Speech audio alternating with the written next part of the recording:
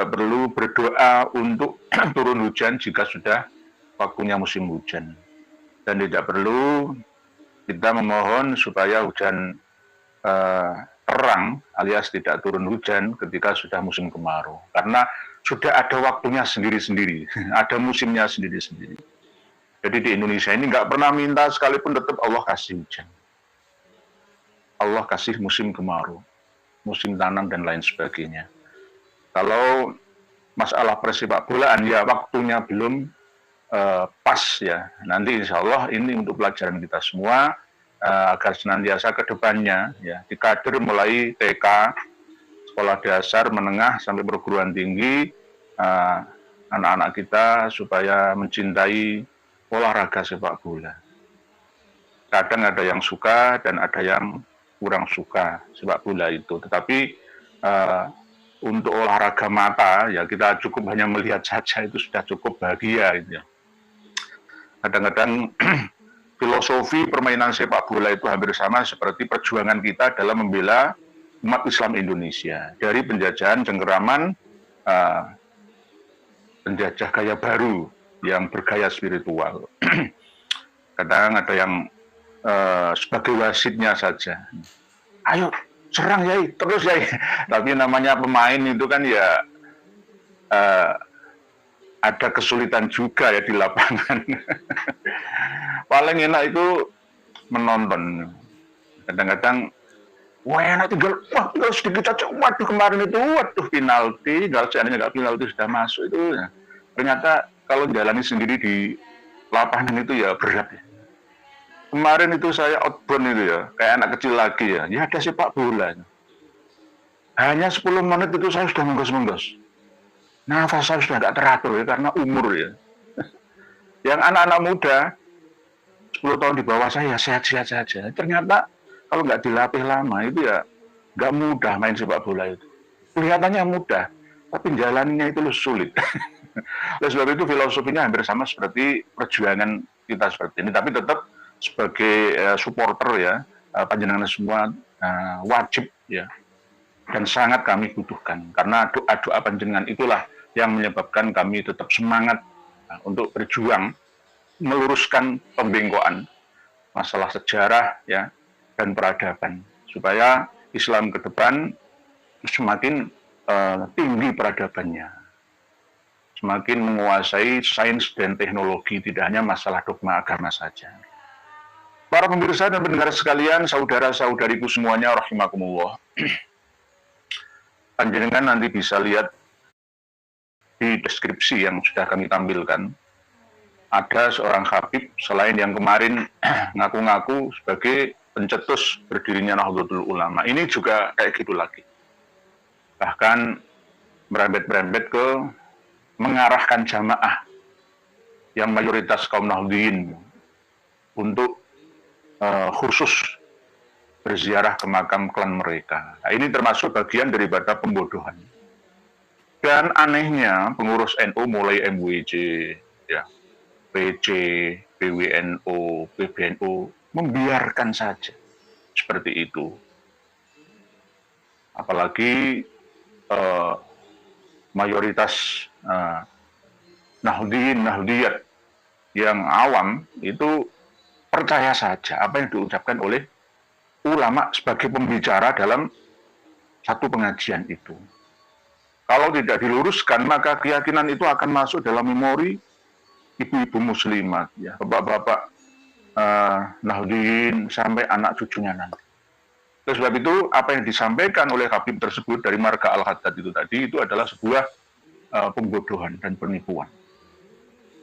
Untuk mengalihkan perhatian umat Islam dari berziarah ke makam leluhurnya untuk berziarah ke makam leluhur mereka. Ini yang sangat berbahaya karena memang kaum Nahdliyin itu senang ziarah untuk mengingat akhirah. Berikut juga membawa maslahat dan manfaat, mendapatkan berkah dalam kehidupan, ketenangan, kedamaian. Karena dengan mengingat kematian itu akhirnya hidup di dunia ini terarah, tidak salah kaprah, bisa qanaah, menerima apa adanya. Ya. Ngoyo yang ngoyo tapi ada waktunya. Habib yang seperti itu harusnya ya untuk sekarang. Ya, kalau memang ada yang seperti itu lagi, siapkan sandal dan sepatu, lemparkan ke mukanya. Saya murui elek. Karena apa? Akibat dari ceramah seperti itu lebih buruk. Kita ingat Presiden Amerika Serikat waktu berpidato di Irak, bekas negara jajahan yang diporak-porandakan oleh Amerika dan sekutunya itu. Ya, dilempar sepatu. Begitu juga terjadi lagi pelemparan sepatu itu bukti daripada penghinaan. Sepatu kan bawah, kaki dilempar ke kepala. Ini memang buruk, tapi akibat kalau tidak dikasih pelajaran seperti itu, maka akan terus berjalan, nggak ada kapoknya. Sekelas untuk menasihati Kang Mas Habib Muhammad Rizik Syihab saja sulitnya bukan main. Pendolan-pendolan para Habib itu hampir sama ketika kita dakwah, ya, mendakwahi orang-orang yang terdidik tapi begidik, ya, tidak mau menerima data yang kita ajukan, kita sajikan. Kalau zaman Rasulullah itu seperti Abu Lahab, Abu Jahal itu. Sulitnya minta ampun untuk diajak masuk Islam. Karena memang semuanya berdasarkan hidayah itu tadi, petunjuk Allah. Nah, sekarang ini arah tujuan atau objek dakwah kita tidak hanya ke para habib, tapi lebih banyak ke para muhibinnya, para pengagumnya, pengikutnya, jamaah santrinya. Untuk menyadarkan mereka yang sudah kadung terdoktrin lama, ya, itu harus benar-benar telaten ya, menyampaikannya. Tidak boleh kita bosan, tidak boleh kita ihanah, tapi harus istiqomah. Kita menghina tidak boleh, tapi harus merangkul dengan istiqomah, konsisten dan kontinu. Bahwa yang diikuti oleh para muhibin dan pengagum pengikut para santri dan jamaahnya itu adalah orang yang suka berbohong. Maka tidak bisa dijadikan sebagai panutan atau imam, suri tauladan. Kalau dijadikan sebagai panutan, ya nanti kita akan ikut berbohong. Ya sama seperti yang disampaikan oleh Habib dalam ceramah yang ada di deskripsi yang akan penjenengan lihat nanti itu. Suka berbohong. Klaim sepihak mengaku-ngaku mencantumkan nama-nama orang terkenal, gurunya Syekhona Khalil Bangkalan, ya dari Bangil ini, ya, diakui semua. Nahdlatul Ulama, Muslimat, Ansor, itu juga jasanya para habib. Kurang apanya lagi coba?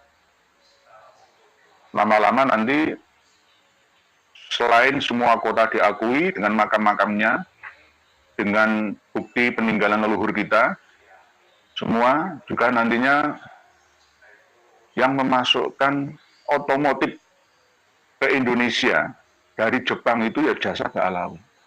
Karena Pak Alawi ngasih saran ke Bung Karno untuk menikahi ya seorang putri dari Jepang yang bernama Putri Soekarno itu, yang sekarang masih hidup ya. Yang akhirnya secara besar-besaran Toyota, Suzuki, Honda, Kawasaki, Mitsubishi, ya, masuk ke Indonesia. Dan kita nikmati sampai sekarang. Itu adalah jasanya para habib. Jasanya Al-Haddad. Nanti akan seperti itu. Bung Karno nanti akan menjadi Al-Hadji. Pak Harto akan menjadi ya Asgaf lah nantinya. Kalau kita diam saja. Oleh sebab itu kita harus bicara, menyampaikan dan meluruskan dari pembengkokan sejarah ini secara kontinu dan terus-menerus. Kami mohon doa dari panjenengan semua, semoga kami diberikan kekuatan lahir dan batin untuk perjuangan ini. Tidak hanya melalui media elektronik seperti ini, tetapi tetap kami pun akan door to door, bergerilya kemana-mana. Yang paling berat itu bukan saya, justru para kiai, ustadz, guru ngaji, santri-santri yang berada di bawah langsung merasakan intimidasi dari para habib dan pendukungnya. Baru-baru saja ya, Ahad kemarin itu di Bekasi juga terjadi intimidasi. Dan bahkan persekusi mengarah ke kriminalisasi. Jadi yang ikut terkena imbasnya itu tidak hanya kami yang berbicara di media ini, tetapi juga kalangan umat Islam yang ada di bawah. Oleh sebab itu, la tahzan, innallaha ma'ana. Jangan takut, jangan takut. Sekarang sudah ada PWI dan LS di mana-mana. Jadi tidak ada kata takut lagi dalam memperjuangkan, memurnikan ajaran Islam.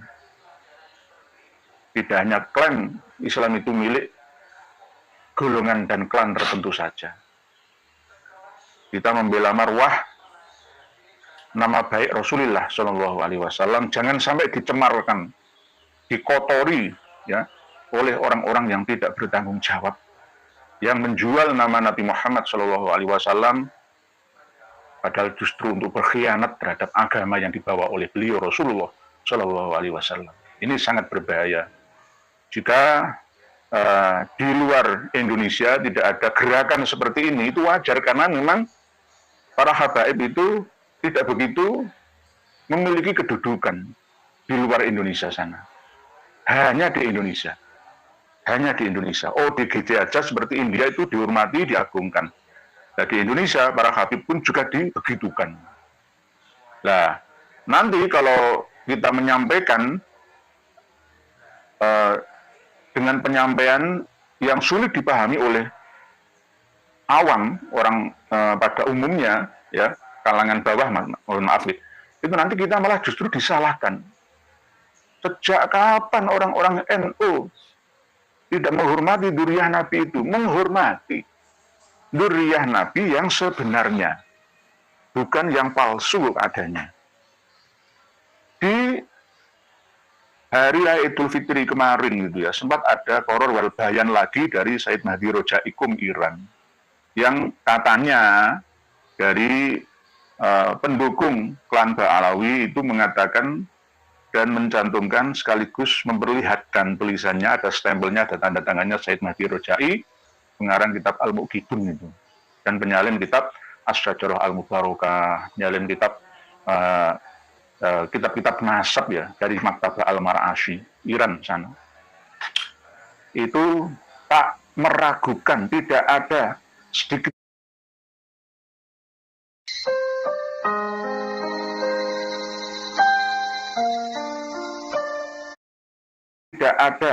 sedikit pun keraguan bahwa Imam Alwi itu adalah anaknya Imam Ubaidillah bin Ahmad Al-Abbah. Nah, ini mengandung tata bahasa sastra yang tinggi. Ya benar memang. Tidak mengingkari bahwa Alwi itu putranya Ubaidillah bin Ahmad Al-Abbah. Benar, Alwi putranya Ubaidillah. Tetapi Ubaidillah bukan putra aslinya Ahmad Al-Abbah. Nah ini kalau orang yang nggak ngerti balaghah ya, wah pasti expert betul. Ya, saya Mahdi Rojai itu ya pinter mengolah kata, kalimat. Jadi benar, Alwi itu putranya Ubaidillah.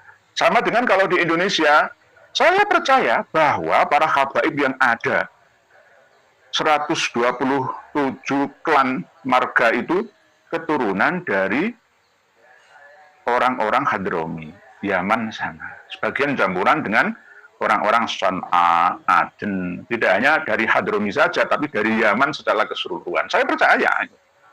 Ya campuran ada Arab Yaman juga, ya ada asli orang Yaman, tapi ada yang juga dari pindahan Irak, ya, perantauan. Jadi saya percaya sama dengan itu. Tapi saya tidak percaya kalau Ba'alawi yang tergabung dalam ikatan Rabithah Alawiyah itu benar-benar dzurriyyah biologis Rasulullah SAW. Karena apa? Sejarah tidak membenarkan itu. Kemarin malam kan sudah saya sampaikan. 729 Hijriah wafatnya Imam Ali Kholil Isam itu sudah menghancurkan semua tatanan sejarah yang dibangun. Ibarat rumah itu hancur luluh lantak, tak tersisa. Karena tahunnya itu sudah nggak cocok semua nanti. Nggak cocok semua.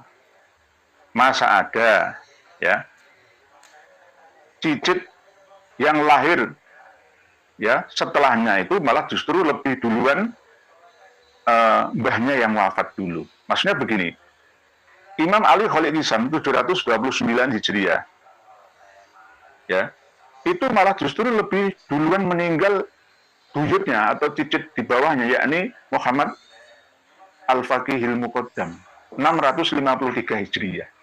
Matuk apa enggak? Enggak matuk, enggak masuk. Padahal itu selang 3 generasi. Muhammad Al-Faqihil Muqaddam bin Ali bin Muhammad Sohib Mirbad bin Ali Khalid Ihsan.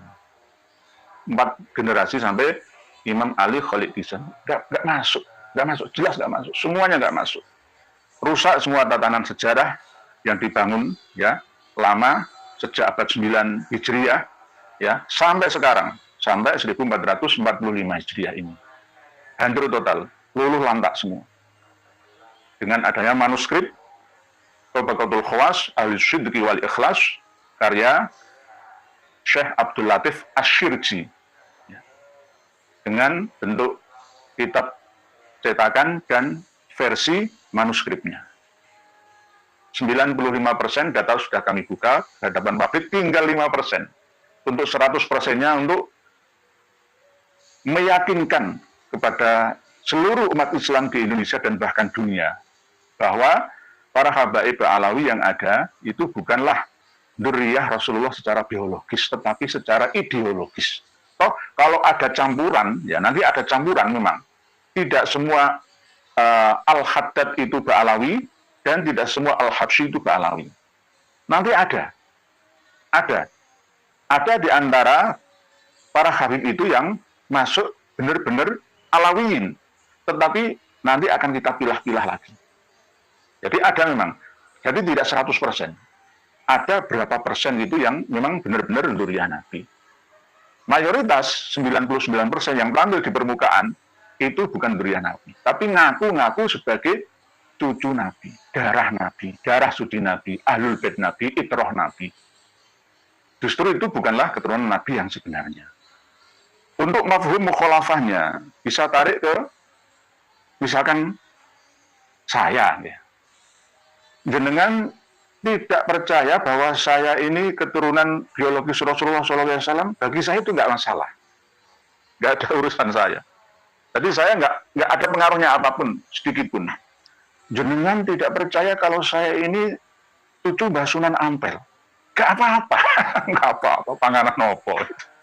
Seandainya saya mempercayainya sendirian, ya nggak apa, itu urusan saya. Tapi tidak perlu itu saya sampaikan ke hadapan panjenengan semua dan bahkan memaksa panjenengan supaya mempercayai keyakinan saya. Nah, sama dengan itu, kami tidak memaksakan itu. Sayyid Zulfikar Basyaiban juga begitu, yang sekarang berubah menjadi Sayyid Zulfikar Asy-Syaibani, ya, Al-Hasani, ya, itu tidak pernah mengaku saya sebagai cucu Nabi, enggak seperti itu. Oleh sebab itu kita ambil contoh lah para wali dulu yang berjuang di negeri ini. Mereka bisa mengislamkan kita ini karena keikhlasannya, ketulusannya, dan tidak pernah mengunggulkan klannya atau mengandalkan nasabnya. Tetapi berdasarkan perjuangannya, keikhlasan, kesabaran, dan kenyataannya, ketulusannya, ya, keikhlasannya itu. Para pemirsa dan pendengar sekalian rahimakumullah, kembali kepada tema melarang umat Islam untuk ziarah ke makam selain makamnya Habib. Nah, ini termasuk bagian daripada menyesatkan umat Islam, khususnya kaum Nahdliyin, Nahdlatul Ulama. Tidak boleh ziarah lagi ke makam-makam selain makamnya Habib. Ya menurut saya, nah, itu adalah sebuah kejahatan spiritual, karena menggiring dan mengarahkan umat Islam sesuai dengan kemauannya. Padahal sebenarnya ziarah itu yang bagus ya ke makam orang tua kita, mbah kita, buyut canggah kita, lalu ke guru-guru kita, kiai-kiai kita, lalu ke wali songo, mungkin setahun sekali, 5 tahun sekali, atau 10 tahun sekali, kalau ada waktu dan biaya. Begitu juga kadang-kadang ziarah ke makam pahlawan yang ada di setiap kabupaten. Ya, karena jasa-jasanya yang telah memerdekakan ya anak cucunya ya kita semua. Tidak hanya ziarah ke sana, mungkin setahun atau 5 tahun sekali pas umroh ziarah ke makam Rasulullah Shallallahu Alaihi Wasallam. Jadi Habib tersebut itu termasuk apa ya, orang yang tidak bertanggung jawab. Tidak bertanggung jawab karena dikasih amanah oleh panitia untuk berceramah. Kok malah menyampaikan materi ceramah yang tidak bisa dipertanggungjawabkan kebenarannya. Menyesatkan sejarah berdirinya Nahdlatul Ulama. Melibatkan klan-klan mereka. Tanpa klan mereka, Nahdlatul